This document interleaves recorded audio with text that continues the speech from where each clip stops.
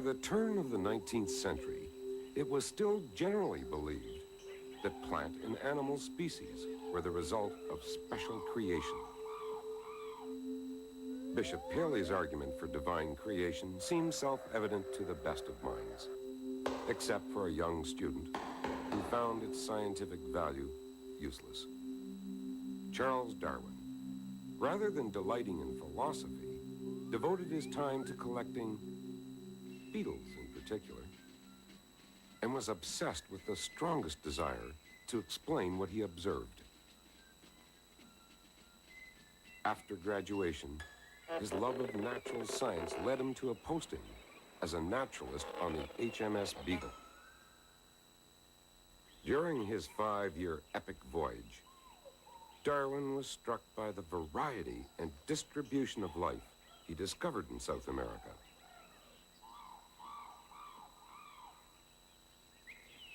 A year after his return, a germ of an idea sprang from his experience.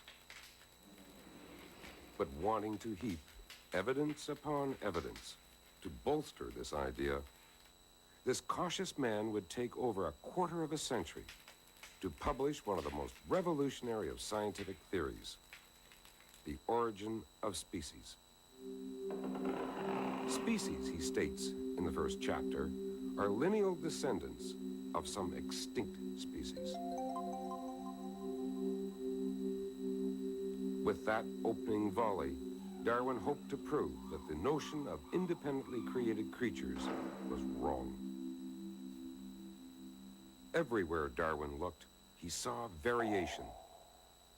Turning to the familiar, he reminds his readers that horse breeders have been selecting what is both useful and pleasing to them for centuries. I cannot, he states, believe that the dray horse and the racehorse were suddenly created as perfectly as they are. Probably intending to shock some sense into his stodgy readers, he suggests that even primitive man appreciated the value of selection. Furthermore, primitive man understood that the offspring of domestic animals inherit the characteristics of the parents. Nature, by laws unknown, he admits, produces variation. From these variants, man selects what pleases him.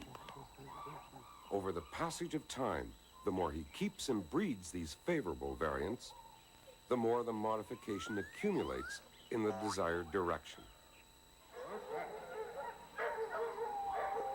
This process Darwin called accumulative selection. As he turns to the natural world, Darwin becomes his poetic best. From the humblest parasite which clings to the feathers of a bird, in the plumaged seed which is wafted by the gentlest breeze, we see beautiful adaptations everywhere. Without the selective hand of man, what is the principle that enables nature to produce these excellent results? At this juncture, Darwin is inspired by Thomas Malthus, who established that all living forms have the power to increase exponentially. What would happen, Darwin muses, if a pair of the slowest breeders, the elephant, were to breed unchecked? Within 500 years, the Earth would be stampeded by 15 million of the beasts. All organisms, vegetable and animal, tend to increase in this manner.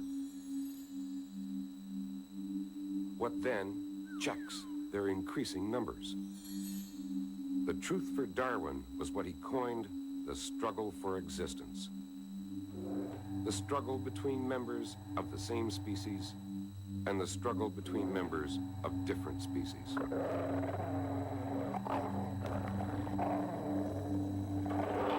Darwin acknowledges that there were a host of complex interrelated factors that could make up the struggle.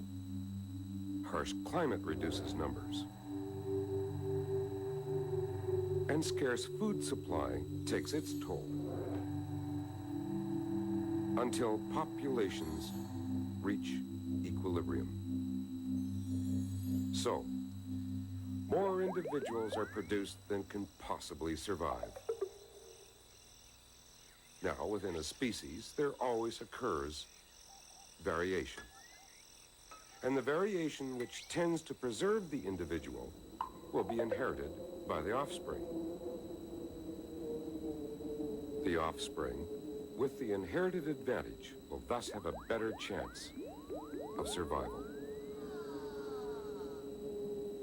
The principle by which each slight variation is preserved if useful and rejected if injurious, Darwin calls natural selection.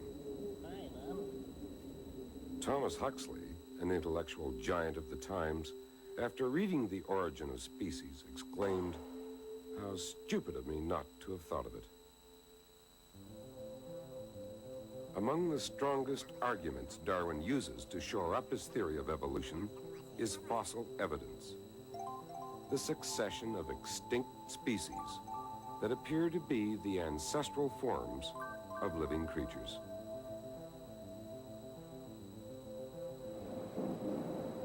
Many pious scientists, however, were unimpressed with his line of thinking. Extinct creatures had simply been trapped in Noah's flood and embedded in the rock, they asserted.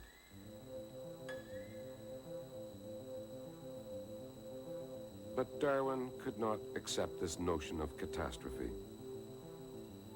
Instead, he was influenced by the work of Charles Lyell, who propounded the idea of uniformitarianism.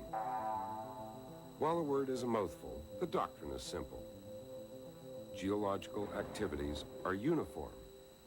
The processes we see at work today are the very same processes that formed the ancient world.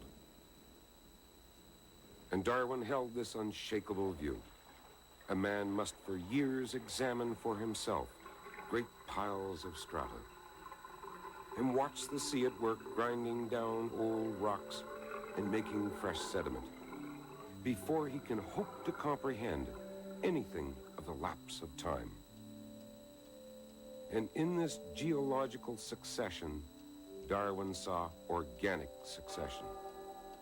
Just as geological change is slow and unrelenting, so organic evolution proceeds inexorably. Natural selection is hourly scrutinizing throughout the world every variation, even the slightest, rejecting that which is bad, and preserving and adding up all that is good. Genera, he concludes, must have branched off from a common parent at a remote epoch. Darwin could feel, could sense the millions upon millions of years of natural selection at work. Ample time for great climactic and geographical change, where creatures became modified in relation to the new conditions. Darwin had discovered a grand design, and the grand design was natural selection.